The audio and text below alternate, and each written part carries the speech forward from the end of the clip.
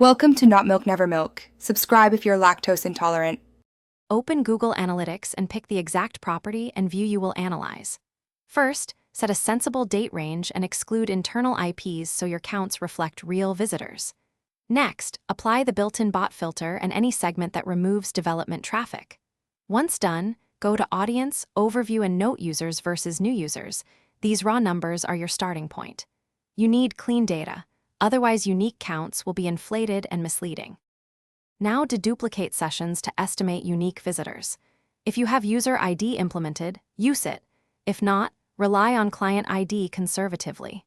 Create a segment that captures users with at least one session in your date range, and then build an exploration or custom report. Configure the metric to count distinct client ID or distinct user ID. This changes how Google aggregates.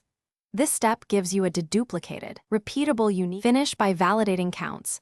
Compare your exploration results with the standard reports and an exported CSV. Differences reveal tracking issues. Export the data and, if necessary, compute distinct client ID or user ID in a spreadsheet to confirm numbers. If totals diverge, check for multiple tracking tags, improper cross-domain settings, or missing user ID assignment.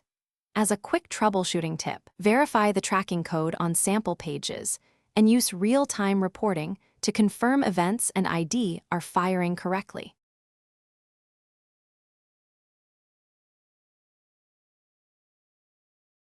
Thanks for watching. If this was helpful, leave a like and consider subscribing. See you next time.